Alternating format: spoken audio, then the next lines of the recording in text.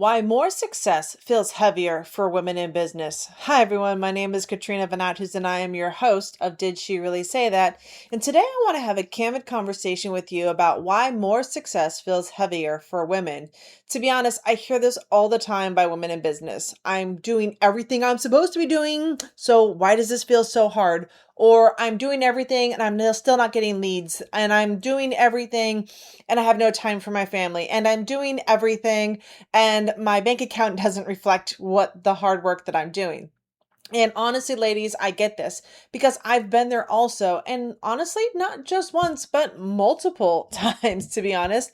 I've built two successful coaching businesses, hit six figures, helped consult with companies that have hit multiple 7 and 8 figures. So I've done a lot of the work that needs to get done to look busy, to be busy.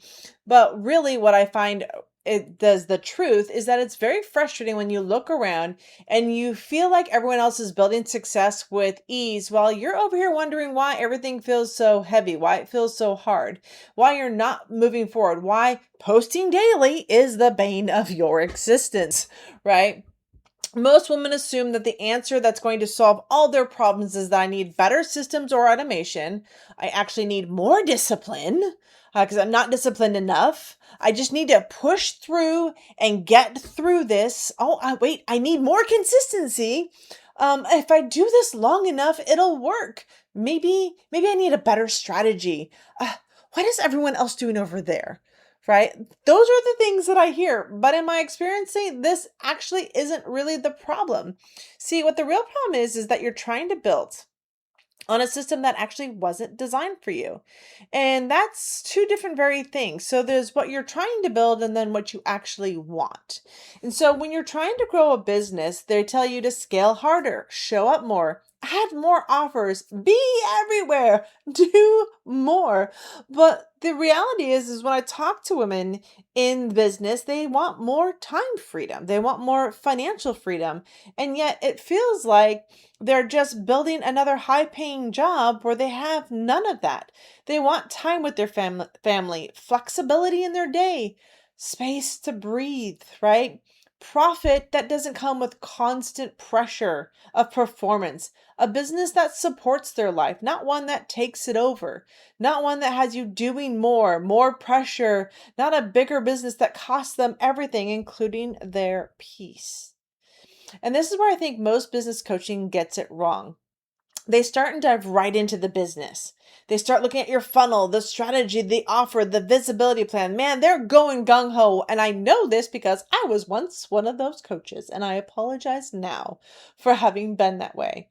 But I'm not starting there when I work with a client. Really, I want to know what your life actually looks like right this minute.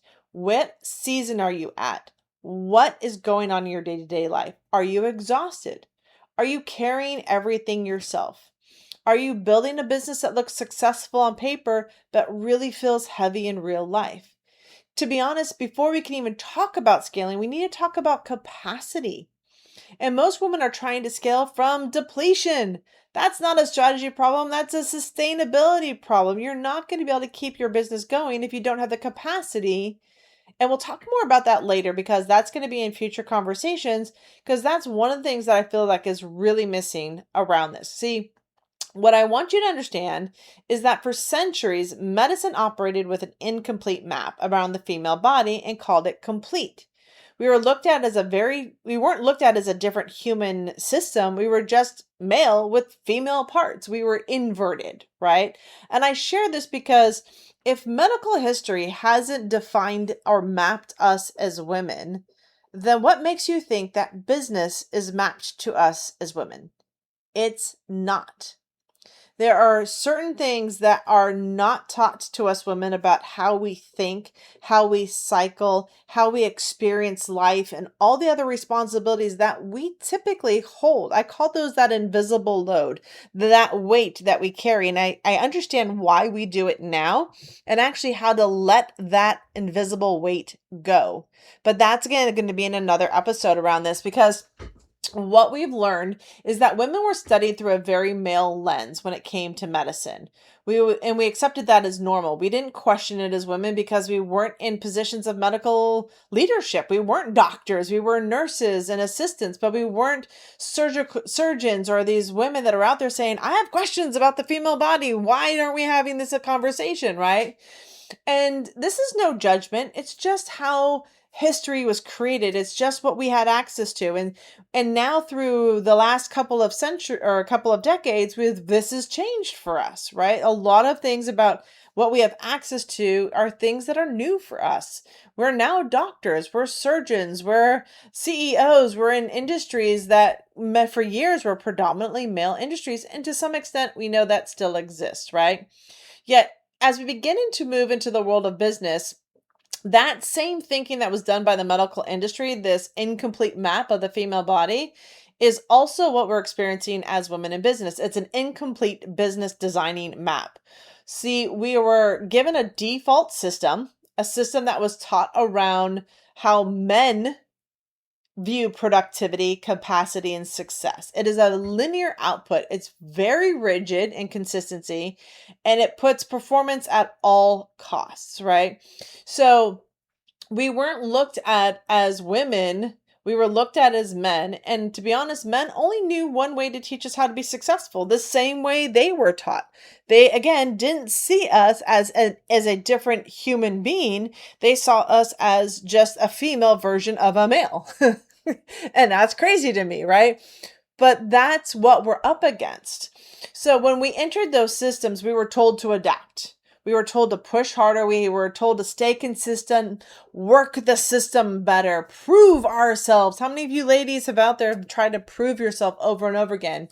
And when it still feels heavy, when it still feels like it's our fault, we assume the problem is us. But it isn't, ladies. See, women, we are not failing. We are not having to prove ourselves anymore. We're exhausted from trying to win a game that was never built for us. And the cost shows up everywhere. It's in the guilt of never feeling fully present anywhere. It's in the exhaustion that no one sees. It's in the constant feeling that the next level will require even more of you than you have left to give. How many of you experience, mom guilt? How many of you experience guilt over taking time off? How many of you are experiencing guilt in your day-to-day lives for not doing what you think you should be doing at the level that you should be doing it? Well, that's why I built CreatHER. It's not about fixing your business. We actually start with you as the woman, and we start training you and teaching you what it is for being a woman, how we think, how we experience life, giving us a different playbook to play with, right? So before strategy, before systems, before scalings, there's this invisible load, a mental load, an emotional labor, a decision fatigue, the pressure of holding everything together while making it look effortless. But honestly, we're exhausted. I don't see audits, funnels to audit, but there's no funnel audits that sees that. There's no business out there that looks at all the invisible work that's actually going on, but it impacts every decision that you make. And if no one addresses that first, then building a strategy on top of that exhaustion and calling it growth, that's not growth. That's survival with better branding. See, the goal was never to build a business that made you look successful while quietly draining your life. The goal was freedom, time freedom, flexibility freedom, legacy freedom, peace freedom, financial autonomy freedom. You wanted freedom to get outside of the corporate world. You want a business that supports the women in building it, not one that consumes you, because more success shouldn't feel heavier. And if it does, maybe it's time to stop working harder inside the wrong system. You're working inside a linear male business system when you should be working inside of the CreatHER system. And you should build one that's designed around your female intelligence cycle. We'll get into that later. But the female intelligence cycle is the backbone for how women process information, what our capacity is, how we actually get more done in less time, but differently than how it's perceived currently in the world. So, I'm going to break down in our next conversation what the invisible load of a high earning woman that she's carrying and why this is the missing variable in business growth. Because if we don't address this first, then we can't step forward. And this is why success looks so heavy for women in business, is because how we define success is vastly different from our male counterparts. And so this is what we're going to talk about. This is the Create Her Way inside of the Did She Really Say That podcast platform, because this is your way of building a business. And until we really have this discussion as women in business, we're going to continue having high levels of burnout. We're going to continue having this weird percentage of like no more than 2%, 3% of women are hitting that $1 million in revenue.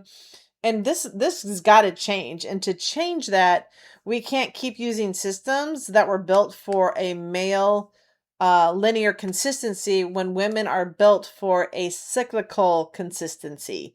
Two different approaches, beautiful outcomes for both, synergistically needed from both sides.